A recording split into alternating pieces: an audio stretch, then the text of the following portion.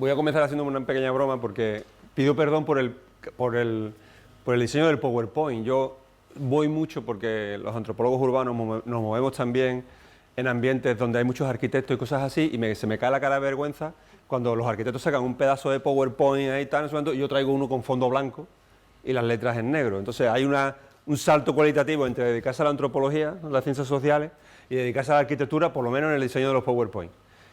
Después también nos encontramos algunas veces en el mismo lugar y otras veces la mayoría de ellas enfrentados, ¿no? Porque ya sabéis que la arquitectura se ocupa más de las formas que de las funciones, lamentablemente, del diseño físico de la ciudad, y los antropólogos nos ocupamos más de las funciones y de la interacción con el espacio físico. Pero bueno, que sepáis que si tenéis, ¿cómo se llama esto?, algún tipo de problema con el blanco, os vayáis a hartar de blanco en la presentación. Vale, bueno, este tema que os voy a presentar responde a una investigación que estuve haciendo y que en cierta medida todavía continúa, porque es muy difícil escapar a esto, cuando sobre todo, como decía Asun, yo soy vecino del Poblenou. Vamos a hablar del barrio del Poblenou, que es un barrio de Barcelona. Ahora os preguntaré si tenéis más o menos conocimiento de él para detenerme más o menos en detalle en sus características. Pero mi tesis doctoral fue sobre el Poblenou. Después he continuado estudiando lo que pasaba allí.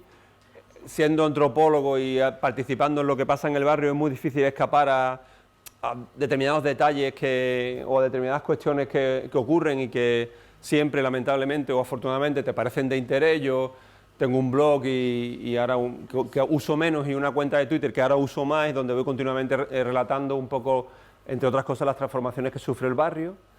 Pero en esta ocasión, una cosa que me llamó la atención, no hace falta, gracias, en su momento fue, como podréis observar por mi acento, yo no soy de aquí, soy andaluz, y hace 10 años, este año curiosamente, que llevo viviendo en Barcelona.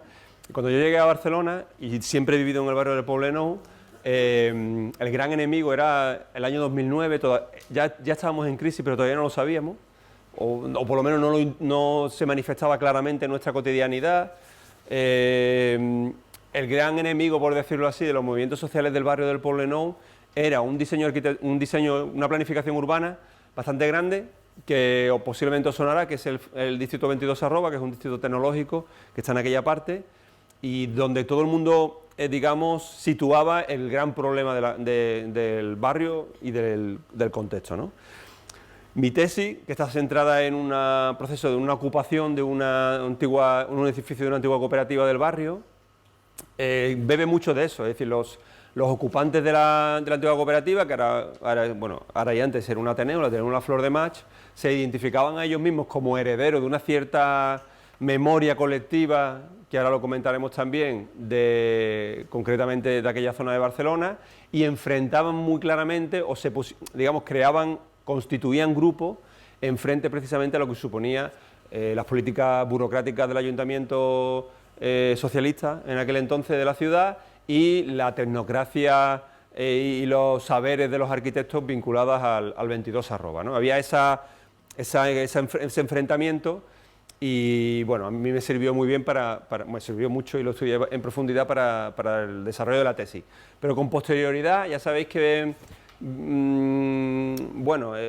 eso, en el año 2008, 2007-2008 en teoría empieza la crisis. Los grandes recortes son creo que recordar que eran 10 de mayo de 2010 o algo así, porque recuerdo que iba andando por Vía Layetana escuchando la radio y escuché en directo a Zapatero decir aquello de que lo había llamado Obama y que tenía que recortar 10.000 millones de euros, que era aproximadamente el 1% del PIB en aquel entonces, y eso ya fue lo que definitivamente nos hizo ver con claridad que había un problema.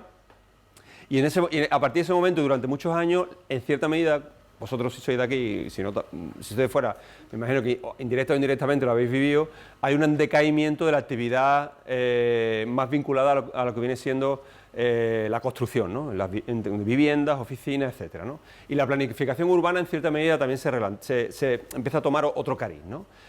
Esos años son los años en los que emerge de forma así, primero como un rumor y después ya de forma más evidente, el turismo como el sustituto, si queremos verlo así, o un salvavidas en el proceso de reestructuración económica que comenzaba a vivir la ciudad, ¿vale?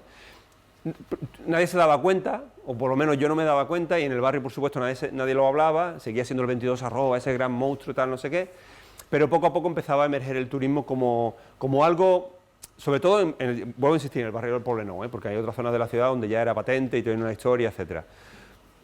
Pero empezaba a ser más o menos tangible y, sobre todo, a raíz del año 2016, bueno, a nivel de Barcelona, el gran hecho que yo ahora también lo enseñaré alguna foto ocurre en la Barceloneta del año 2014 y que es esta famosa foto de los dos italianos saliendo desnudos de una tienda de esta que hable 24 horas casi, ¿no? Y eso hace lo que se llama el esclat de la Barceloneta, ¿no? La gente empieza a ver que el turismo es otra cosa, no solamente lo que nos habían contado hasta ese momento. Yo tengo la teoría, y lo cuento así también en el libro que ha señalado Asun de Ciudad de Vacaciones, que es un poco a rebufo de eso en cierta medida y de otras cosas. Barcelona en Comú, que ese es el siguiente partido político que llega al gobierno en las elecciones, cabalga, ¿no? Digamos en cierta medida surfeando esa ola de contestación que venía del 15M, del 15M, que venía de los 4 años del gobierno conservador en la ciudad, de recortes, etcétera, y desaparición del turismo. Y bueno, al final pues, todo desemboca en las elecciones del 2015, donde Barcelona en Comú gana las elecciones, y ya sabemos hacia dónde ha dirigido todo eso, ¿no? Pero es en 2016 donde se empieza a decir, por ejemplo, yo empiezo a escuchar en mi barrio que el Poblenou es la nueva Barceloneta, ¿no? La gente dice, el Poblenou es la nueva Barceloneta. Y bueno, ¿no? Tampoco era como muy tal, no sé qué, pero la gente de alrededor mía, que venía de movimientos anteriores, el 15M tuvo en mi barrio una plasmación socioespacial muy potente, ¿no? Se ocuparon muchos locales del antiguo del Banco Malo, que ahora ya no son del Banco Malo, sino que fueron transferidos o comprados a precios más o menos asequibles por las entidades financieras que se sanearon después del proceso de crisis. Se ocuparon muchos de esos solares para construir huertos, yo llegué a contar hasta 7, se ocupó el edificio de la Flor de Mas también, se celebraban asambleas en la calle continuamente, hubo sinergias y relaciones entre movimientos y sociales y colectivos que hasta ese momento no se trataban tanto, como la izquierda independentista del barrio, la gente más joven de la izquierda independentista, la gente de Arran, etcétera, con una especie también como ¿cómo decirlo?, de movimiento autónomo o de esencia autónoma, ¿no?, que viene que venía de los 70 y que estaba encarnado por gente mayor, gente joven que en ese momento empezaba a militar en determinadas cuestiones, cuestiones de género, etcétera, etcétera. Y esto que se hace muy fuerte, sobre todo en el punto máximo de la crisis, año 2013, 2014, etcétera, posteriormente se va un poco desinflando, pero vuelve a surgir en el año 2016, como voy a contar ahora, con la constitución de una plataforma que todavía existe, que se llama Ens Plantem, Veïns en Perill d'Extinció, que es como he llamado a la presentación que os voy a hacer hoy, y que principalmente se dedica a analizar y proponer acciones de diversa índole, como os contaré, relacionados con lo que ellos ven que es un nuevo proceso por decirlo así, de saqueo del barrio, ¿no? que en esta ocasión, en vez de estar protagonizado por planes urbanísticos, está protagonizado por el turismo, que es una cosa muchísimo más difusa y muchísimo más, si queremos ser un poquillo así postmodernete, más líquida, ¿no? Se te escapa por los dedos, no es tan fácil de identificar. Vale, entonces yo me empecé a dar cuenta un poco de eso y dije, bueno, aquí vamos a ver qué pasa. Y entonces hice este estudio que publiqué un artículo en la revista Paso, que es una revista sobre patrimonio y turismo que está vinculada a la Universidad de las Islas Canarias, La Laguna. Se llama así, Veïns en Perill d'Extinció. y creo que de hecho se llama turismo cotización urbana, no, se llama turismo movimientos sociales y desplazamiento socioespacial en un barrio de Barcelona. Bueno, si lo buscáis en Google lo encontráis rápido, es una revista que tiene bastante difusión, se publica en abierto, etcétera. Y a partir de ahí también me empecé a interesar por una cosa que aquí no destaco, pero que después he continuado profundizando en ella, que es analizar los movimientos sociales como una de las cosas que digo ahí, ¿no? La primero, como elementos importantes de la esfera de producción, de respuesta, digamos, a los conflictos en la esfera de producción capitalista que supone la ciudad, pero incluso bajo su consideración de clase social. Es lo último que he escrito, de hecho tengo alguna otra cosa ya publicada y otra cosa inminente para salir, que el análisis que se ha hecho tradicionalmente de los movimientos sociales, sobre todo durante la década de los 90 y el inicio de los 2000, era un análisis muy sociologista, por decirlo así, basado en la importación sobre todo de teorías que provenían de Estados Unidos y del ámbito anglosajón, que desdeñaban una cuestión importante para mí, que era el carácter material de la generación de los movimientos, ¿vale? Y afortunadamente en Europa, también en Estados Unidos pero menos, hay una corriente que apuesta por ese tipo de cuestiones, es una rematerialización del estudio de los movimientos sociales, de base marxista, y que en cierta medida juega con los movimientos sociales como si fueran una nueva constitución, una nueva, si queremos decir, reconstitución de las clases sociales, solo que en vez de definirla en función del papel que juegan en la esfera de la producción, es decir, en el interior de las empresas, la traslada al exterior de las empresas, que son las ciudades en este caso, el ámbito urbano, lo urbano, que tampoco está tan alejado de lo que es una empresa, porque ya sabéis que hoy en día las ciudades son pura mercancía, pero que se manifiestan sobre todo en la pérdida o en el intento del sistema capitalista por extraer valor del ámbito de la reproducción social. Esto que he soltado aquí es una soflama infumable marxistoide, pero lo que viene a ser algo así, dicho en plan barato, es que lo que antes era una cuestión, bueno, la gente de mi generación, ¿no? Y de que vivimos en ciudades y en barrios en los años 80 y tal, que era estar en la calle, ¿vale? Simplemente vivir la calle, entre otras cuestiones, los solares o los descampados, ¿no? Como zonas de esparcimiento y de socialización, en parte de educación también, la desmercantilización total de esos espacios, ¿no?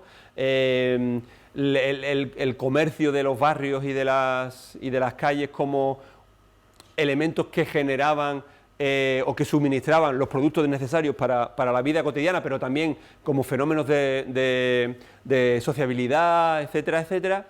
Esto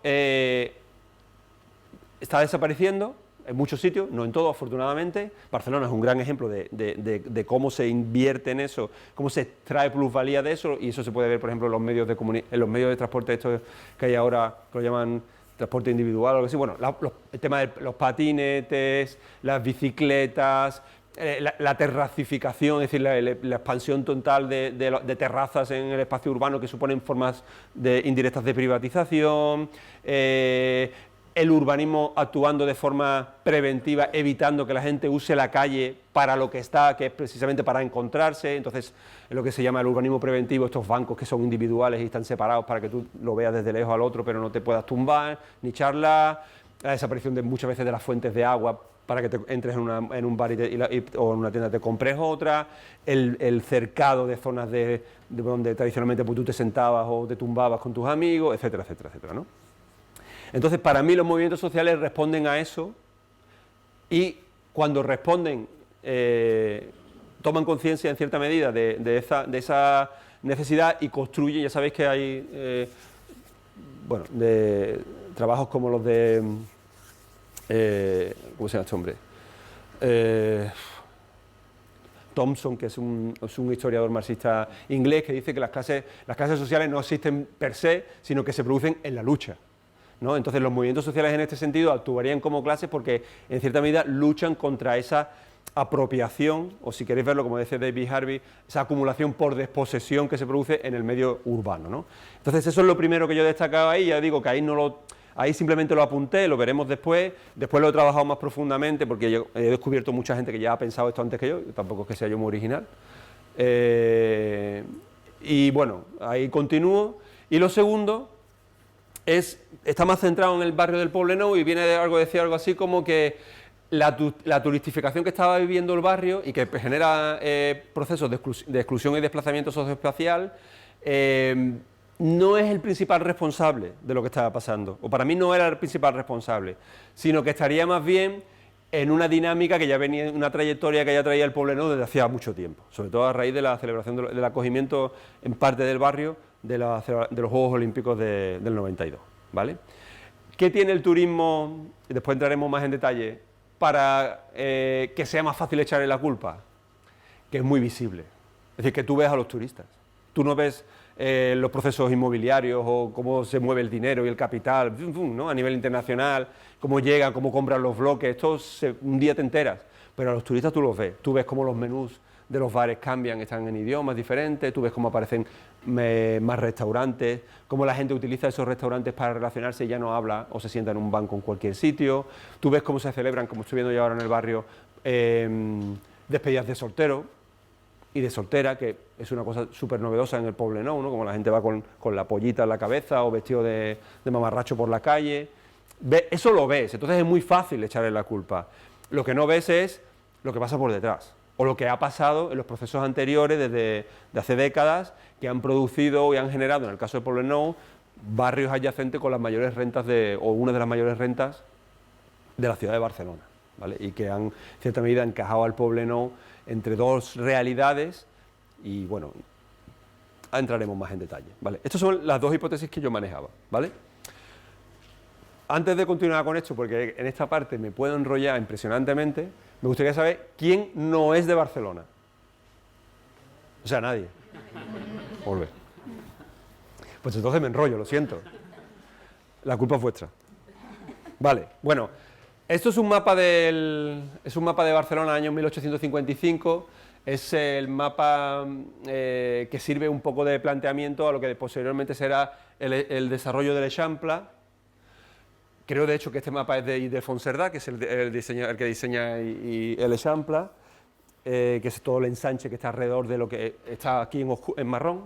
Esto es el barrio histórico, o sea, digamos, el centro de la ciudad, la Ciutat Vella, lo que está dentro de las murallas, y la expansión de Barcelona hacia el resto de la plana de Barcelona se produce a través del diseño del Ildefons Cerdà, que se aprueba aproximadamente por esos años y que empieza a funcionar. La primera piedra creo que se pone en la plaza de Urquinaona en el año 1861 aproximadamente, ¿vale?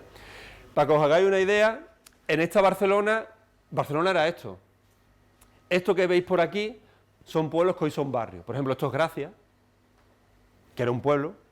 Esto es Sant Martí de Provençals, que era otro pueblo y que ahora es el distrito de Sant Martí. Esto de por aquí debe ser Sants, esto las Corts, o si no, sí, más o menos por ahí. Sant Andreu estaría un poquito más al norte. Bueno, toda una serie de pueblos que eran municipios independientes y que a finales del siglo XIX, entre la última década del siglo XIX, son absorbidos por Barcelona. Y de hecho, esto es un criterio propio, los que no son absorbidos por Barcelona, allá fueron con sus consecuencias, porque de hecho están viviendo ahora, y vivieron durante mucho tiempo, lo que Barcelona opinaba de ellos, ¿no? O sea, y hablamos de Sant Adrià, de Badalona, pero también del Hospitalet, etcétera, donde Barcelona desplazaba aquello que no quería, ¿no? Bueno, esto es la ciudad de hace siglo y medio, ¿vale? Esto de aquí es lo que actualmente es el barrio del Poblenou. Entonces no se llamaba ni Poblenou, tenía dos nombres, el Teulat. No sé si habéis estado por el barrio del Poblenou, pero hay una zona que se llama, muy conocida, sobre todo si tenéis pasta, que es una plaza que se llama Plaza de Prim, donde hay uno de los restaurantes más... Exactamente, más conocidos y más caros, por eso digo lo que si tenéis pasta, de Barcelona, que se llama Pescadors, donde se come muy bien pescado y tal. Eso, alrededor de esa plaza surge el barrio del Taulat y también después, posteriormente, el Poblenou, ¿no? Entonces, que no era conocido como Poblenou, también se llamaba la zona Icaria, o la Nueva Icaria. Y si vais a la zona vais a Vila Olímpica y zona de alrededores, veréis que hay gimnasio, colegio e incluso una avenida que se llama con ese nombre. El término de Icaria no es anecdótico, sino que precisamente en aquel entonces estaban vigentes los pensamientos de socialismo utópico de gente como Etienne Calvet, que era un socialista francés utópico, que se llevó después muy mal con Marx y toda la pesca, y que proponía la creación de una sociedad alternativa, por decirlo así, y de hecho lo intentó en Estados Unidos, que se llamaba Icaria. Y los creyentes en ese tipo de iniciativa política se les conocía como los icarianos. No se sabe muy bien, yo he intentado buscar un poco de referencias al respecto, si realmente hubo una especie como de pequeña secta icariana en la zona, o hay incluso gente, algunas fuentes que dicen que gente que volvió de la experiencia icariana, donde hubo barceloneses, catalanes, médicos de hecho, que fueron a Estados Unidos a intentar poner en marcha esa colonia, y que con el fracaso total, porque fue un desastre, cuando volvieron, se establecieron en esta zona y por eso se le conoce a la zona como Icaria. Digo que esto es importante porque, en cierta medida, hoy en día, ya menos, pero todavía está vigente, hay una especie como de intento por parte del barrio del Poblenou, de determinados sectores, sobre todo los movimientos sociales más combativos, de trazar una línea de continuidad y de heredad de eso que entonces pasaba a el posterior desarrollo industrial del barrio que ahora veremos, es decir, los movimientos obreros más clásicos, finales del siglo XIX, principios del XX,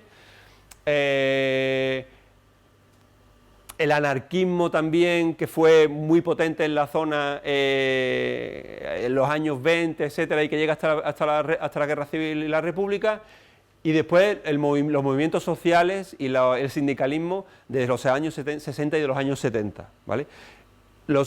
La gente que participa en este tipo de cuestiones se siente en cierta medida heredero de todo ese movimiento.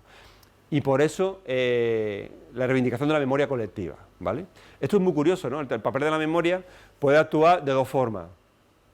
Como yo la estudié en mi tesis, que es básicamente como una especie como de pegamento social, es decir, gente que tiene trayectorias políticas y personales muy distintas, como por ejemplo la izquierda independentista del barrio y la gente que venía de movimientos autónomos más consolidados y gente como de otra generación, más la gente más joven que venía desperdigada, es capaz de unirse en un solo bloque, cuando muchas veces encontrarían fricciones por muchas cuestiones, más allá de que se sitúan más o menos a la izquierda, sobre todo a nivel organizativo, de modo de funcionamiento, etcétera, porque la memoria, o sea, el sentirse heredero de ese pasado los acaba por unir, ¿vale?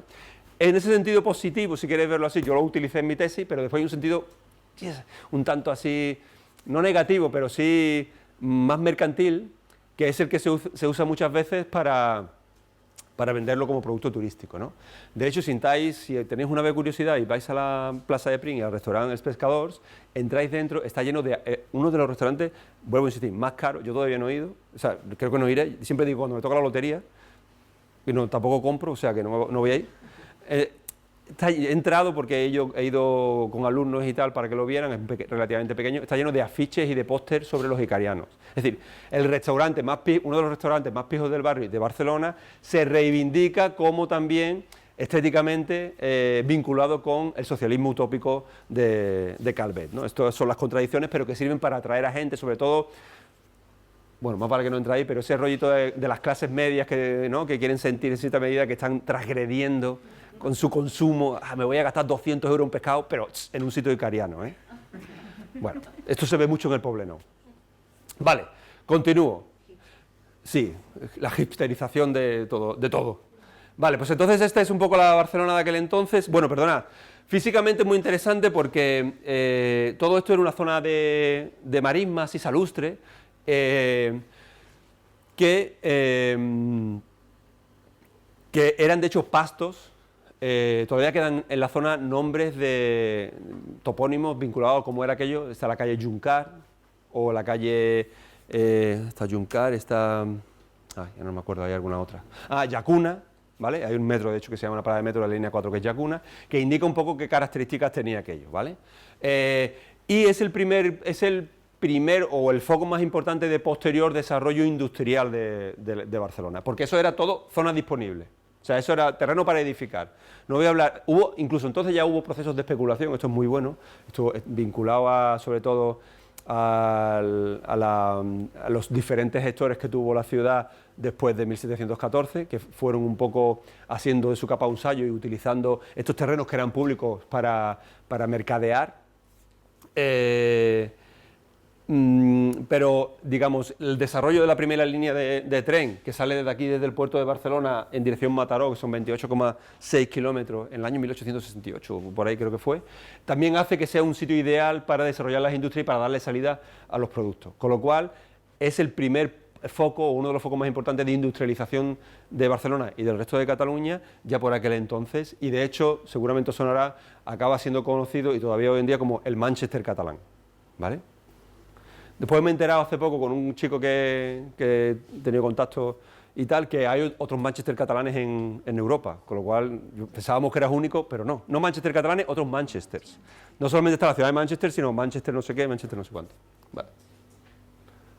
Vale.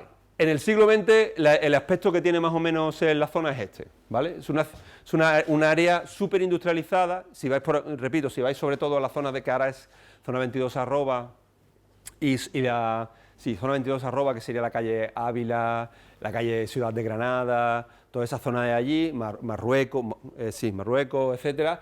Todavía es posible ver parcialmente cómo eran la estructura de las naves, de hecho, muchas de ellas fueron declarados bien de interés local, Can Ricard también, etcétera, etcétera, y se mantiene cierta estética, ¿vale? Pero era toda una zona industrial continua. Esto es, para que os hagáis una idea, el actual barrio del Poblenou, la playa de la Marbella estaría aquí aproximadamente, la Rambla sería esto, que está aquí entre medio, y esto era Can Girona, que es lo que posteriormente se conoció como Macosa, y es donde está ahora Diagonal Mar, la Catalana de Gas, Palo Alto, bueno, era todo un continuo industrial, ¿no? Un profesor mío decía que ir allí era como el infierno, porque veías, si ibas de noche, veías como incluso un resplandor, ¿no? Como si aquello, las diferentes fábricas que había, que me imagino que harían cosas a nivel de metalúrgica, etcétera, etcétera, pues daba esa sensación, ¿no? Es muy curioso porque también da una idea de cómo se ha desarrollado, o la capacidad, o si queréis ver así, la cara que tenía la burguesía industrial catalana en aquel entonces, porque ocupaban, por así decirlo, el entramado urbano sin ningún tipo de problema. Es decir, Can Girona, que es Macosa, se puso las murallas de su fábrica cogiendo las calles, que era el entramado que había diseñado Cerdá, pero a él le importaba un pito, es decir, decía, aquí una muralla y punto, y es para mis coches, o para mi transporte, o lo que sea, ¿no? Y en cierta medida eso también ha determinado cómo es hoy en día el entramado urbano de la zona, ¿no? Bueno, como todos sabéis, este ímpetu, este desarrollo urbano o industrial de la zona de Cataluña y en general de España empieza a decaer en los años 60, ¿no? Y en los años 70, con la crisis de los 70 y digamos, el giro neoliberal, pues se empuja aún más el proceso de desindustrialización. El poco que quedaba se lo cargan los gobiernos socialistas en la gestión de las negociaciones para entrar a la Comunidad Económica Europea, con el desmantelamiento de toda la zona de minas y la industria del País Vasco, Asturias, etcétera. Y aquí vuelvo a insistir en la clarividencia de la burguesía industrial catalana, en acuerdo con el sector público franquista de aquel entonces, pues estábamos hablando de una dictadura. Ya se adelantan y dicen, hostia tú, esto de la industria se está acabando, ¿qué tal si apostamos por una cuestión turístico-residencial en esta parte de la ciudad? ¿Vale? Porque tenemos mucho suelo, o sea, hay naves, pero nos podemos echar abajo, tenemos mucho suelo y sobre todo tenemos una playa, ¿vale? Y entonces hay una idea, que esto lo cuenta perfectamente Mercè Tacher, que es una historiadora, que es de la Universidad de Barcelona, que es en este libro que se llama La Barceloneta del siglo XVIII al plan de la Ribera, cuenta cómo una especie como de entramado empresarial en consonancia con el poder público pone en marcha una cosa que entonces se permitía por la legislación de suelo franquista, que es hacer planes especiales urbanísticos de iniciativa privada, ¿vale? Entonces dice, vamos a hacer un plan aquí, lo vamos a llamar el plan de la Ribera, vamos a hacer tabla rasa con todo el territorio del barrio, esto es el parque de la Ciutadella, para que os haga una idea, entonces dicen, de aquí, lo que entonces se llama calle Ena, que ahora es la calle Ramón Turró, todo esto, incluido el cementerio del Poblenou, va afuera, hasta el Besós. Y ahí vamos a construir una serie de apartamentos, centros comerciales y tal, de lo que el alcalde de aquel entonces se llamaba Porcioles, llamó la Copacabana barcelonesa, ¿vale? Es entonces el momento en que surgen todo este tipo de desarrollos turísticos que ahora vemos un poco casposillos, ¿no? Rollo Benidorm y otras zonas sobre todo de la costa del Levante, catalana y Mallorca, también en Andalucía, pero que también a nivel internacional, pues eso, estaba representado por Acapulco, la zona de la Costa Azul en Francia, Copacabana, etcétera, ¿no? Entonces tienen esta maravillosa idea de hacer tabla rasa y lo intentan durante los años 60, pero no lo consiguen por dos razones. A la gente de mi barrio les encanta decir que fueron ellos los que lo pararon. Porque, de hecho, surgen a raíz volvemos a hablar del concepto de clase, a raíz de las protestas de la gente que se iba a quedar sin casa, sin trabajo y sin nada, incluso sin sus muertos enterrados ahí. Surgen dos asociaciones de vecinos en la entonces prohibida asociacionismo político del franquismo, que son la Asociación de Veïns del Taulat, que se disuelve posteriormente, y la actual y todavía existente Asociación de Veïns del barrio del Poblenou, Asociación de Veïns del Poblenou, ¿vale? Ellos, y después ya a lo mejor si les das dos cervezas te dicen que no, ¿no? Que lo han sobrevalorado. Pero en cierta medida en la literatura al respecto hay una conciencia muy potente de que el plan de la Ribera es detenido por la fuerza del movimiento vecinal, que entonces era muy fuerte, eso sí es verdad, el surgimiento de la FAP y todo esto. Yo recomiendo, si os interesa ese tema, el libro que escribió Mar Andreu sobre la ciudad de Barcelona democrática, no me acuerdo muy bien cómo se llama, porque tiene un nombre así un tanto complejo y largo, pero que está muy bien, que está publicado por la editorial El Avenç, y donde relata el nacimiento del asociacionismo vecinal en Barcelona, a la constitución de la FAP y el poder que llegó a tener la FAP, ¿no? Y cómo después los primeros ayuntamientos democráticos se lo cargan porque no quieren que nadie les haga sombra, ¿vale? Pero no, bueno, o por lo menos no todo. Estamos a finales de los años 60, el franquismo ya es débil, Porcioles cae en desgracia, se suceden una serie de alcaldes y también está la crisis del 73, que impide, porque eso necesitaba mucho dinero, que realmente se pudiera llevar a cabo, ¿vale? Los motivos son un poco todos esos: movimiento vecinal, crisis del franquismo, crisis económica, de caída de la figura del alcalde Porcioles también un poco así en desgracia, etcétera, ¿vale? Pero todo esto es muy importante porque realmente la gente todavía se acuerda. Es decir, cuando yo fui miembro como antropólogo y como militante, si queréis verlo así, o como activista, miembro de la ocupación, de los ocupantes de la Ateneo La Flor de Maig, y nosotros decíamos que éramos los herederos de todo esto. Y de hecho hablábamos, ¿cómo se llama? Barris, Veïns y Democràcia. Barris, Veïns, Democràcia, ese es el libro de Mar Andreu, sí. Nosotros decíamos que había tres generaciones en la Flor de Maig. La generación del antiguo cooperativismo, que eran, digamos, gente que había... Y de hecho había una señora que murió, la pobre, le pusimos nombre a la biblioteca de la Flor de Maig, que vivió durante la República y cómo aquello funcionaba como cooperativa. La generación de los 70, del asociacionismo vecinal, etcétera, y nosotros, ¿no? Éramos un poco así, un tanto... Teníamos la autoestima bastante bien puesta, ¿no? Entonces, bueno, coño, esto somos nosotros y esta señora es igual que nosotros. Pero bueno, eso daba para constituir grupo, ¿no? Creaba realidad, creaba cohesión social, etcétera, y fue muy interesante. Bueno, no sé si conocéis al geógrafo Horacio Capel, por supuesto aquí en la banda de delante seguramente sí. Es el marido de Mercè. Que es el marido de... No quería entrar en el rollo hola, pero bueno, ya lo cuento. Es el marido de Mercè Thatcher. Él dice que el plan de la Ribera no se pudo hacer por el franquismo porque le faltaba una cosa, entre otras, que era la democracia. Es decir, que la gente pensara que se estaba haciendo con que un poco, lo siento, es un poco descreído últimamente, cómo funciona la democracia, ¿no? Que hay grandes consensos donde tú te sientes que eres partícipe, pero que es una mentira como una casa, ¿no? Entonces, Capel tiene muchas cosas escritas al respecto, y entonces lo que dice el plan de los Juegos Olímpicos de Barcelona representan por fin la posibilidad de las clases bienestant de Barcelona de llevar a cabo el plan de la Ribera en democracia, porque era la forma en que todo el mundo lo iba a aceptar, porque decía, coño, si lo hacen es porque esto es una democracia, ¿no? Y de hecho se lleva a cabo en el mismo sitio, todo lo que viene siendo la costa del barrio del Poblenou, que sería esta parte de aquí, esto es la Vila Olímpica, y esta parte de aquí.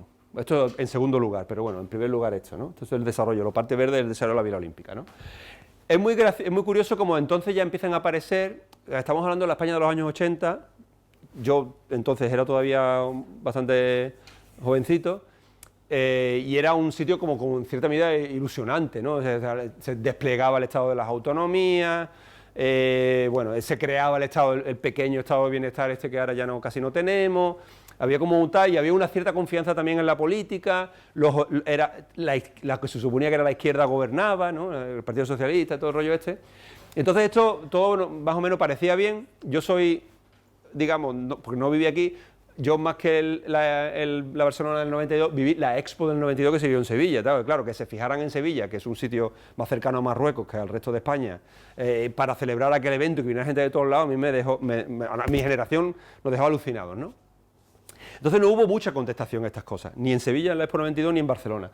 Esto que pongo aquí es un cartel típico de la propaganda oficial, ¿no? El objetivo de todos este tipo de narrativas y de recursos simbólicos que integraban, ¿no? Venga, todos. Bueno, todos ya veremos, pero sí, entonces éramos como hay una cosa, ¿no? Miles de voluntarios participando en las Olimpiadas, ese señor que era cojo que tiró la flecha, que incluso ahora sabemos que aquello fue mentira, o sea... estábamos todos ahí como hiperconvencidos, no importaba que fuera mentira porque queríamos creer en ello, ¿no? Entonces hubo poca contestación. Este es un cartel que he recuperado de por ahí de contestación al año a lo que estaba pasando, ¿no? Era de la izquierda indepe de aquel entonces, que ahora parece que está en todos lados, pero entonces no, eran 4 gatos. Y sobre todo, es muy interesante también, algún día alguien se dedica a eso, en el barrio del Poblenou apareció una comisión que se llamaba la Comisión Icaria, que precisamente volvía a recuperar ese nombre mítico del socialismo utópico del siglo XIX para proponerse a ellos mismos y que sobre todo estaba vinculado al PSUV de aquel entonces y a gente de partidos de extrema izquierda extraparlamentaria, que protestaron contra la celebración de los Juegos de forma muy minoritaria, pero que decían que aquello lo que era bueno, pues eso, ¿no? Una expoliación, un proceso especulativo a gran escala, que lo único que iba a conseguir es cambiar la fisonomía del barrio, traer, bueno, en fin, lo que ahora conocemos como gentrificación, turistificación. Entonces no existía el concepto de forma tan habitual, pero que bueno, se intuía, ¿no? La siguiente cuestión, que ya sí tuvo un poquito más de resonancia, en lo que fue la contestación al Fórum de las Culturas, que se celebra en el año 2004, y ya Barcelona, Cataluña y el resto de España eran de otra manera. Tenían otra forma ya nos habíamos caído un poquito del burro, ya sabíamos que esto de confiar en los políticos, que los grandes mega eventos que se celebraban en las ciudades muchas veces no perseguían otra cosa, sino poner en marcha procesos especulativos a gran escala, recalificaciones, pelotazos, etcétera, etcétera, etcétera, ¿no? Entonces esto es pues si os llegáis alguna vez, casi al final de la línea 4 está la zona Forum, que es la segunda plaza más grande del mundo detrás de la de Tiananmen, y es básicamente una gran losa de cemento que hay allí, con unos edificios muy monos hechos por arquitectos estrellas, lo que ahora se llama Star Architect, que esto me encanta, lo digo siempre porque me da como prestigio saber que existe eso, y que realmente es una zona vacía e infrautilizada, ¿no? Si os vais por allí, hay un mogollón de peña, a mí me encanta porque a los antropólogos nos pone un poquillo, porque es como la constatación evidente de que el espacio no puede ser modelado desde lo físico, sino que forma parte y es producido socialmente, ¿no? Entonces, ¿quién hace uso de aquella zona? Los skaters, perfecto. Miles de millones de euros para que los skaters tengan una zona súper plana para poder hacer así, ¿no? Y ya está. Entonces, este sí tuvo ya cierta contestación. De hecho, si veis, hay un vídeo muy bueno y yo tengo amigos que participaron directamente, aunque yo todavía no estaba en la ciudad, pero que los conocí después porque nos unieron muchas afinidades, que se llama Paterén el Fórum, Paterén que intentaron asaltar el Fórum en patera. Si lo buscáis en YouTube, Paterén el Fórum sale, e intentaron hacer como una especie de asalto masivo, entre 100 o 200 personas, gente joven sobre todo, así, activistas y tal, e intentaron ocupar el Fórum, ¿no? Porque para ellos lo que significaba, aparte de un proceso especulativo, era una gran hipocresía, porque entonces ya teníamos los primeros problemas, ya se estaba manifestando la llegada de inmigración desde el norte de África a las costas, sobre todo del sur, ¿no? Y siempre se ponían en guardia, no podemos, políticas muy restrictivas con respecto a la inmigración, pero todo el tema del Fórum era el encuentro de las culturas, todas estas cosas así, ¿no? Como muy coloridas y tal, que quedaban muy bien en el letrero, pero cuando se plasmaban en política eran políticas discriminatorias en general, ¿no? Entonces, por eso también lo de la pateré en el Fórum, ¿no? Intentar ocuparlo desde fuera como acto simbólico. Este hombre, por ejemplo, lleva ese maravilloso cartel del año 2004, bueno, en fin. Ahí surge mucha gente. Bueno, en aquel entonces, esto también para la gente de mi generación, estábamos también viviendo el momento antiglobalización. Eso es muy tierno ahora, pero entonces, claro, pero entonces es que yo lo viví aquello, ¿no? El Rage Against the Machine, ¿no? Seattle 1999, las cumbres anti-OTAN, todo esto así. Y entonces esta gente estaba muy imbuido de esto. El desarrollo de Indie Media, que ahora parece una cosa que si lo buscas en internet es una castaña, pero que entonces era un medio de comunicación abierto en internet, alternativo, etcétera, etcétera, y donde salen mucha de la gente más activista que viven ahora, o digamos que están más consolidadas en el ámbito de la ciudad, ¿no? Vale. Y el último es el 22 @. Todo esto que he dicho es para llegar. Ahora empieza la charla, ¿eh? O sea, el 22 @ es el último intento por sacar cierto partido al suelo de la ciudad, en la única zona que quedaba. Porque estos huecos que quedan aquí, que están señalados en rojo, en el entramado del Poblenou, es lo que no fue ocupado ni por el Fórum ni por las Olimpiadas, ¿vale? El 22 @ se llama así 22 @ porque en los planos del Plan General Metropolitano del 76 de la ciudad de Barcelona, esto es conocido como la etiqueta 22A, que era zona industrial. Pero como somos tan modernos, cuando decimos, venga, vamos a hacer una cosa tecnológica, 22 @, ¿no? Entonces le pusieron así al distrito. Y era básicamente, bueno, aquí pongo la parte positiva y aquí la parte negativa, ¿vale? Estos datos están un poco desactualizados porque cuando hemos salido de la crisis se ha empezado a reactivar el tema, pero bueno, nos sirven bastante bien para saber un poco de qué se trataba, ¿no? Bueno, fue una modificación del Plan General Metropolitano, intervención 198 hectáreas, así dicho corto, parece muy poco, pero es una gran parte de la ciudad, era lo que quedaba, donde se podía intervenir. Se reconocían 4.614 casas que ya existían, porque se construyeron estas casas en la zona cuando aquello era un tejido más industrial, y bueno, normalmente se construían en los intersticios entre las fábricas, y no estaban consolidadas y recogidas en la estadística del ayuntamiento. 4.000 viviendas oficiales de protección oficial se iban a crear, 145.000 metros cuadrados de zona verde, nuevos equipamientos, la preservación de 114 elementos de patrimonio industrial y una inversión total de 100 millones de euros, 180 millones de euros. Vale, el resultado, esto es de un informe que publicó el Ayuntamiento de Barcelona en el año 2016, el Ayuntamiento de Barcelona en Comú. De las 4.000 casas, 15 años después solamente se habían construido 1.600, o sea, ni la mitad. Con el problema de vivienda que hay en Barcelona, que todos lo sabemos, ¿no? De las 145.000 zonas verdes, solamente 40.000. De los equipamientos previstos, solamente el 10%. La mitad del suelo no había sido transformada, el 50,6%. Todo el rollito este de las nuevas tecnologías no funcionó, porque ya sabéis, y esto está demostrado, hiperdemostrado y más que demostrado, pero da igual porque esto es como clamar en el desierto, por mucho que tú pongas... y hay un artículo muy bueno de David Harvey del año 89, el de From Managerism to Entrepreneurism, que lo relata muy bien, ¿no? Que te dice, a ver, por mucho que tú pongas suelo a disposición de las empresas, estas no van a venir, porque tú lo pones y el de al lado también. Entonces al final lo que hay, se desata una gran competencia internacional por a ver quién pone más suelo y más barato. Y todo lo que ha surgido como clúster tecnológico ha surgido, esto lo dice Manuel Castells, por la intervención del Estado. Es el Estado el que con sus inversiones ha conseguido, sobre todo militares en Estados Unidos, que surjan cosas como, por ejemplo, Silicon Valley, etcétera, etcétera, ¿no?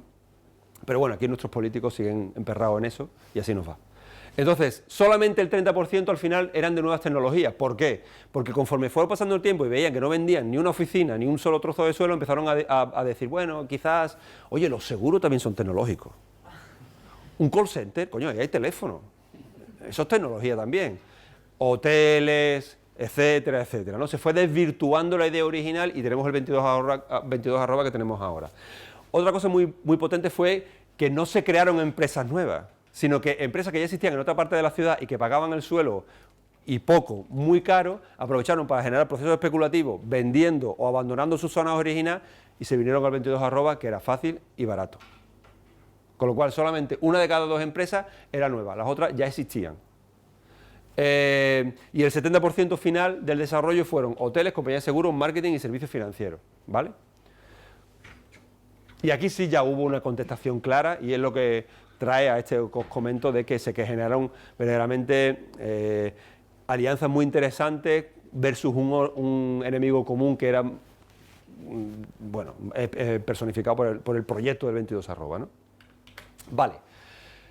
¿Qué pasa? Que no funciona, ya lo he dicho. Porque la crisis, porque esto no funciona así y porque... No, vamos, y ya está. Y tampoco nos iba a tocar la lotería. Lo que sí ocurre, precisamente, es porque por la desgobernanza que existe, es que el turismo hace su aparición de forma, bueno, notable, ¿no?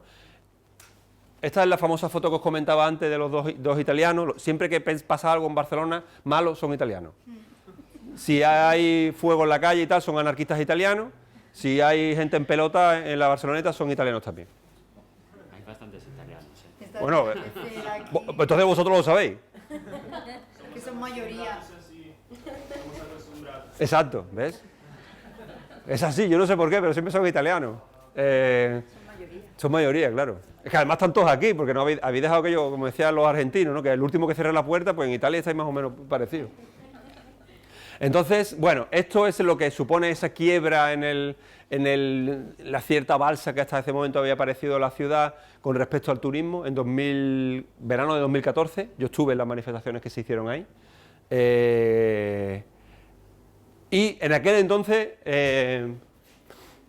ya se veía que había pasado algo con el turismo en el barrio, ¿no? Así que nadie se había dado cuenta, era de repente, coño, tenemos todo esto aquí, ¿no? Entonces había, en el distrito de San Martí, 37 instalaciones turísticas en total, 11.500 camas, solamente 5 o 6 años antes había 29 instalaciones, con lo cual se habían generado 8 hoteles o equipamientos nuevos, había unas 2.324 plazas o camas en aplicaciones como Airbnb. Esto es muy curioso porque realmente hoy he comprobado cuántas camas o cuántas habitaciones hay o apartamentos completos hay en Airbnb en el barrio y no hay ni la mitad de la mitad.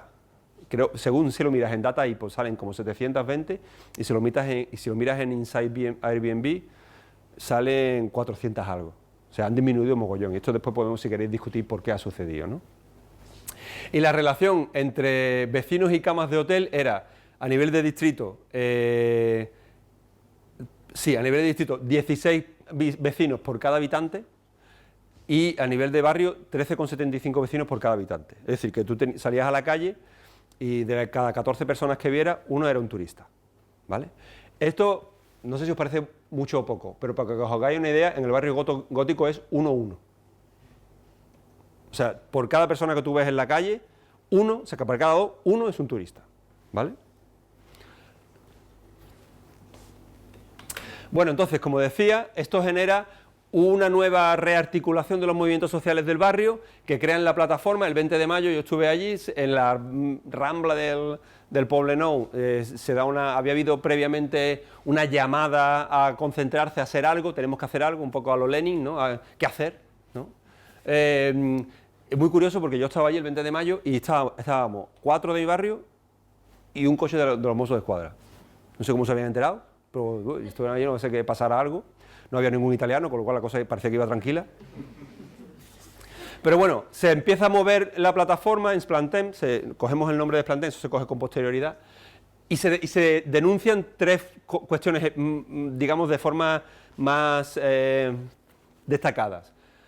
Que se estaba produciendo en el barrio una transformación del paisaje urbano, es decir, que la gente dejaba de sentir el barrio como algo suyo, no lo reconocía, el tipo de tienda, los servicios que se ofrecían, etcétera, etcétera. El modo de consumo del espacio urbano diferente también al tradicional, sobre todo en lo que viene siendo el principal espacio de socialización del barrio, que es la Rambla del Poblenou, ¿no? Que se había llenado de terrazas y tal, y la gente que normalmente pasaba por ahí para encontrarse con otro, para ver, no sé, por cualquier cosa, la evitaba. De hecho, hoy en día todavía, a mí me encanta coger por el medio, que sea para molestar, pero hay mucha gente que evita la Rambla del Poblenou porque se ha convertido en una arteria que lo que hace es subir gente para arriba y abajo para la playa y el metro, ¿no? Porque además es la única rambla de toda Barcelona que acaba directamente en el mar, ¿vale?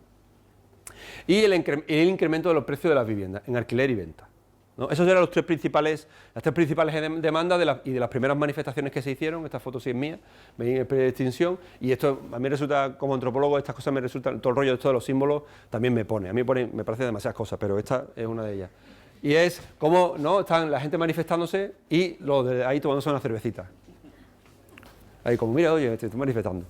Vale, esto yo tomo de Jean-Pierre Garnier, que es un sociólogo francés peculiar, vamos a dejarlo ahí, pero muy bueno, el tema de que el barrio se empieza a comportar como una especie de confrontación de clases, y a partir de ahí de que empieza el desarrollo teórico sobre, bueno, a intentar plantear que los movimientos sociales urbanos sobre todo desempeñan un papel de clase en el ámbito de la reproducción, que eso ya lo decía Castells, pero lo abandonó rápidamente hace ya tiempo. Y empiezo a seguir lo que hace Ensplanten, me hago miembro de Ensplanten y se desarrollan todo ese tipo de actividades que vamos a ver ahora un poco en detalle. Apropiaciones temporales del espacio urbano, las calles diferentes del barrio, las ramblas, las rotondas, la ocupación de solares vacíos, expresiones de tipo simbólico, artísticas, etcétera, grafitis, teatro también en el espacio público, campañas de información y artículos de prensa y presión o lobby político, ¿vale? Ocupaciones de solares, bueno, estos son dos huertos que se ocuparon, este todavía funciona, el del 5 de junio de 2016, el conocido como Huerto de la Vanguardia, está en la calle Yacuna, entre Ramón Turró y Llull, se puede visitar todavía, es muy curioso porque en todo ese espacio ahora son hoteles, solamente queda un hueco que es donde está el huerto, ¿vale? Los que no soy de Barcelona no, pero los que soy de Barcelona os acordaréis que cuando estaban construyendo el hotel para poner los cimientos, es cuando tuvieron que desalojar las casas de aquí enfrente porque se estaban cayendo. Empezaron a agrietarse de las obras y bueno, se detuvieron las obras, fue bastante sonado en el verano del 2017, creo recordar así. Y este fue otro huerto que se ocupó en la misma isla, ¿vale? La misma isla, en enero de ese año. ¿Vale? Ha sido un frío que ese día que no te vea tú.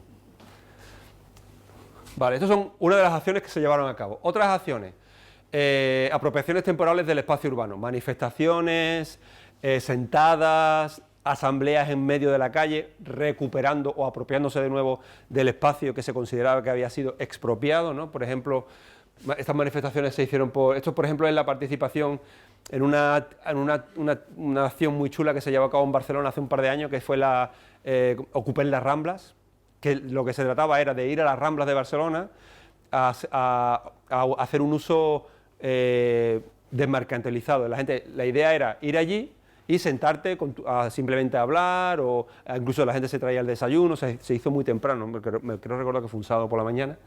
Entonces vinieron de todos los barrios de Barcelona, incluido el Poblenou, y se hizo eso allí, ¿no? Y esto fue una denuncia directa en marzo del 2017, que se entra en el hotel Travel Lodge y digamos, directamente delante de los turistas se le dice, bueno, que el Poblenou no está en venta y que hay todo un problema con el turismo en la zona, ¿no? Esto fue lo que posteriormente, este tipo de acciones fue lo que posteriormente generó lo que se conoció como la turismofobia. Yo tengo escrito un artículo en catalán que se llama El curt estiu de la turismofobia, publicado en la revista andaluza de antropología, estas cosas de los estados plurinacionales, y que hablo precisamente de eso, de cómo se utiliza el término turismofobia para deslegitimar los movimientos que simplemente estaban manifestando el descontento con lo que estaba pasando en la ciudad, ¿vale? Expresiones simbólicas y tal, pues esto este es el puerto olímpico, el Port Olympic. Esto fue una de las cosas que hicieron la gente de Ensplanten, pusieron allí stop hotels, eso duró poco, porque claro, esto no se puede tolerar, sobre todo en esa zona. Y también, bueno, fiestas en medio de la propia Rambla, ¿no? Para simplemente a nivel reivindicativo y lúdico, pues manifestar denunciar lo que estaba pasando. Campañas de comunicación, entrega de folletos en la calle, artículos en la prensa, etcétera, etcétera, donde se ponía también de manifiesto lo que estaba ocurriendo. Encuentros con partidos políticos y presión política. Esto da lugar a que en el PEUAT, que es el Plan Especial Urbanístico de Alojamientos Turísticos de la ciudad, y es el que determina, según el mapa de la ciudad, dónde se pueden construir hoteles, dónde no, se consigue, que en principio no estaba considerado, que Poblenou sea sea considerado zona de decrecimiento. Ahora mismo en el barrio del Poblenou no se pueden abrir más hoteles, ni nada parecido, y si cierra uno, esa licencia caduca, ¿vale? Eso ocurre en toda Ciutat Bella, Paseo de Gracia y alrededor, en la zona marrón, y en la zona del Poblenou. Ya os digo que antes esto no estaba considerado así. Era zona 2, que es que conforme vayan saliendo plazas pueden entrar nuevas, ¿vale? Después está esta zona que es donde aquí el maravilloso barrio de esta mujer, donde ahí puedes abrir todos los hoteles que tú quieras.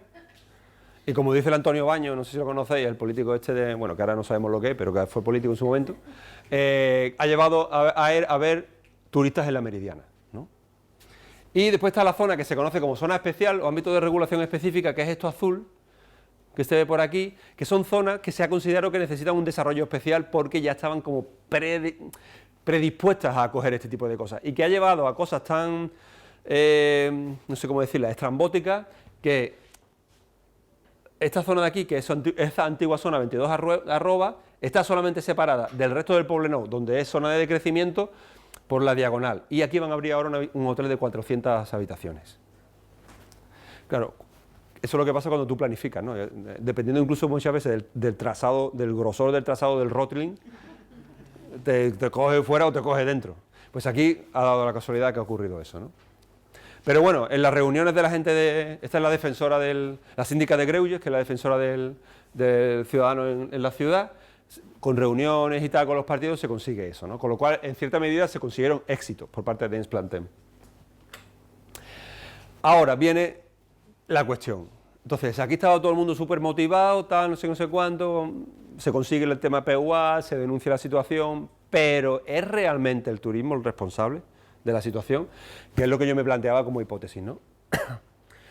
Hay una serie de elementos que nos empiezan a apuntar como que quizás no es así. Por ejemplo, vinculado sobre todo con el precio de la vivienda, que realmente es que no hay suelo en el barrio para construir más, es decir, no hay posibilidades de incrementar la oferta. Si os miráis una estadística de censo del distrito de San Martín y del barrio del Poblenou, la población se mantiene más o menos constante durante los últimos años, ¿vale? ¿Eso qué quiere decir? Bueno, pues que si tú quieres vivir en el barrio, tienes que esperar que alguien se vaya o se muera, básicamente, ¿no? No hay disponibilidad de suelo. También en aquellos años, los solares que había para construir, sobre todo en la zona 22 arroba, se congelaron, no se movió nada, porque la inversión privada no llegó o pensó que era un momento no adecuado para venderlo al precio que ellos estimaban oportuno, ¿no? Una cosa muy curiosa es que la demanda de vivienda en Barcelona nunca decreció, ni siquiera en la crisis. Siempre ha habido demanda de vivienda, es decir, el mercado siempre ha apretado por el lado de la demanda en la ciudad de Barcelona, ¿no? Esto también lo sabréis, la crisis supone muchas cosas en todos los ámbitos, pero en el ámbito de inmobiliario supone pasar de lo que... Esto la gente que tenemos de mi edad nos acordamos mucho, ¿no? Que era, y los que teníamos trabajo en aquel entonces, pues tú ibas a un banco, nada más entrabas por la puerta, ya te estaban dando un café y una hipoteca. ¿Tú quieres una hipoteca? Te la doy. ¿Cuánto quieres? Hombre, la ley dice el 80%. La ley, 120%. Y si te compra un coche. Y otro para tu madre. Así funcionaba, ¿eh? Estoy exagerando porque soy de Sevilla y esto va conmigo. Pero, digamos, había una gran cantidad de dinero en el mercado y ganas de ponerlo a funcionar, sobre todo en el sector del ladrillo, que por eso fue una gran crisis después, ¿no? Entonces, cuando con las medidas que se toman y con el propio proceso de la crisis, el mercado deja de funcionar ofreciendo a nivel financiero hipotecas y a nivel inmobiliario vivienda en propiedad. En ciudades como Barcelona quizás eso se note menos porque tradicionalmente siempre ha habido una gran bolsa de cantidad de gente que vivía de alquiler, pero en otros ámbitos más. Todo se vuelca en cierta medida en el tema de los alquileres, ¿vale? Y eso hace que hoy en día pues, escuchemos nombres como Blackstone y todos estos, ¿no? Que son fondos internacionales que muchas veces vienen a la ciudad precisamente a hacerse un hueco en esa nueva oportunidad de negocio que surge a raíz de la reestructuración del mercado de la vivienda en Barcelona, ¿vale? Y otra cosa muy buena es que después de la crisis, cuando se acabó la crisis, bueno, se acabó la crisis. Y ahahora los solares que estaban ahí, pues dijeron, no, pues esto no es para vosotros. Esto es para opciones premium, es decir, para gente que vaya a pagar mucho dinero. Me gustaría haber traído alguna foto, si no he caído, Porque en mi barrio, por ejemplo, en los huecos, y a nivel muy simbólico, esto también a nivel antropológico es tope, los antiguos solares ocupados por la gente de las plataformas, convertidos en huertos y que formaban parte del banco malo, es decir, solares en manos de entidades financieras que quebraron o fueron absorbidas por otras porque no pudieron desarrollar la actividad inmobiliaria encima y fueron ocupados por la gente para hacer de ellas uso X, son ahora sede y recogen algunas de las promociones inmobiliarias más caras de toda la ciudad. Por ejemplo, el primer huerto que se ocupó por la gente del 15M del barrio, ahora hay unas viviendas que son como una especie como de dúplex y tal, que se vendieron entre 650 y 700.000 euros. En el segundo huerto que se ocupó hay un bloque de viviendas, este es en altura, son dúplex, que se vendía entre 700 y 750.000 euros. Es decir, que no estaba pensado para la gente del barrio, estaba pensado para la gente de fuera. En el caso el primero que os he dicho, de 600 y pico mil del primer huerto, es aún más bueno porque, claro, esto que decíamos antes de las clases medias que quieren se sienten como culpables, ¿no? ¿Hay algún argentino aquí? ¿No? En Argentina lo llaman los chetos culposos, ¿no?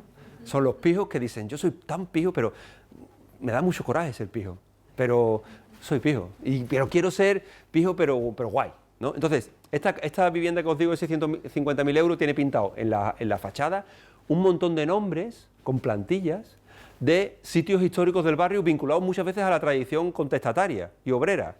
Fábrica no sé qué, por ejemplo, Can Girona, ¿no? O La Maquinista, o La Flor de Mach, o cosas así, ¿no? Que a nivel simbólico es muy potente, porque lo que te viene diciendo es, compra esto, gástate 650.000 euros, pero sé guay, sé del barrio. A mí esto me... ¿Ya en la hora? Bueno, ya estoy acabando. Bueno, entonces sigo, ¿no? Cosas que sí te apuntan un poco a que la cosa puede estar ahí en medio es que, por ejemplo, el 32% de las compras que fueron realizadas se realizaron como inversión, es decir, la gente no compraba vivienda para vivir en ella, sino para después alquilarla o especular. Se conseguían entonces rendimientos que parecen pequeños pero que son altos, teniendo en cuenta de que ahora incluso vamos hacia un escenario donde el interés del dinero va a ser negativo, ¿no? Del 4,38% y aproximadamente de rentabilidad media, y el 17,7% sobre todo de dinero extranjero. Cuando os digan, o cuando leáis una estadística de, no sé, Cataluña ha conseguido este año atraer, no sé, 100.000 millones de euros en inversiones. Cuidado, porque la mayoría del dinero es para ladrillo, ¿eh? De hecho, en Cataluña todavía no, porque tenemos un poquito ahí de tejido industrial y hay cosas y tal. Pero, por ejemplo, en zonas como las Islas Baleares, Mallorca, etcétera, entre el 70 al 80% del dinero que viene es para servicios turísticos y para construcción, ¿vale? O sea que la inversión que viene realmente no es que vaya a, no sé, a crear puestos de trabajo así como tal, sino que viene sobre todo a especular con el suelo, muchas veces, ¿eh? Después, una cosa muy característica del barrio es que se encuentra enclavado en medio de dos de las zonas más caras y más ricas de la ciudad.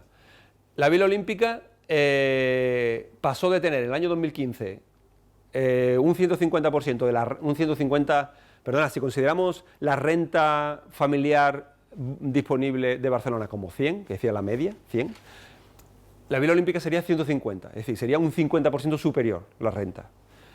Eso fue en el año 2015. El año 2017, 2 años después, 164. O sea, subió 14 puntos la disponibilidad de renta de la gente que vivía en esa zona, ¿vale? Y Diagonal Mar pasó en el año 2015 de 162 a 150 en el 2017. Todavía no me ha dado tiempo de averiguar por qué baja Diagonal Mar. Tengo mi teoría, y es que no sé si habéis pasado por aquella zona, pero aquella zona son bloques, es un parque diseñado por Enric Miralles, uno de estos famosos arquitectos estrellas, que tiene una serie de bloques en los extremos, ¿vale? O algunos de ellos han sido comprados íntegramente por George Soros, por fondos manejados por George Soros, y los está vaciando de gente para dedicarlos a apartamentos turísticos. Entonces, claro, cuando ese proceso ocurre, a nivel estadístico te muestra que realmente, como no hay gente, no hay rentas, ¿vale? Porque esta forma de calcular la renta es con gente sobre el territorio. Entonces, no es que aquello sea de pobres, o sea, que aquello se esté empobreciendo, sino que no hay gente, ¿vale? Y para que os hagáis una idea, el Poblenou pasó del 95%, es decir, de ser menos de un barrio, digamos, de renta media-baja, a estar casi a la renta media en el año 2017, que es el último dato, lo he mirado esta mañana, ¿vale? Mientras, pues hay perturbaciones también en el mercado inmobiliario. Esta mañana también lo he mirado. A día de hoy, en el Poblenou hay una oferta en el portal Idealista de 213 casas. O sea, si tú quieres alquilar en el Poblenou, tienes 213 posibilidades.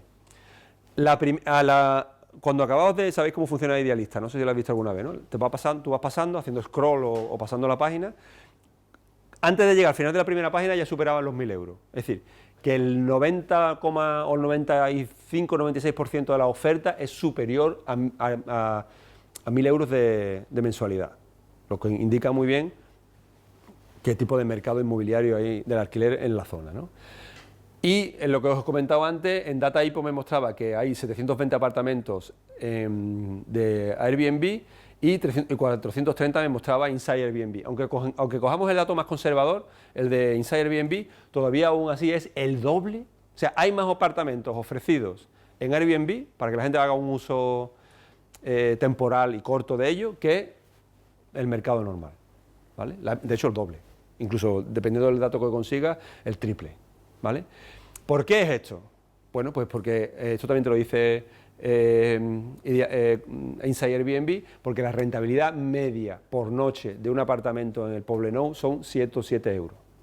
Mientras que un alquiler, vale, 1.000 euros, 1.200. Si multiplicamos 107 por 30 días que tiene el mes, te salen 3.000 euros, que no tiene punto de comparación, ¿vale? Total, que en mi conclusión final, y ya estoy acabando, de verdad lo prometo, es que, como pasa, hay un artículo muy bueno que está escrito por Fuyar y Michael, para el caso del barrio de Kreuzberg en Berlín, donde dice lo siguiente: hay alguna razón para creer que hay una relación entre el turismo y la gentrificación, considerando el mercado de la vivienda, la dinámica del mercado de la vivienda a corto plazo, que sería la vivienda dedicada como apartamento turístico, pero el efecto del turismo parece estar exagerado si se considera como la única fuerza que dirige el sistema o el mercado inmobiliario local, ¿no?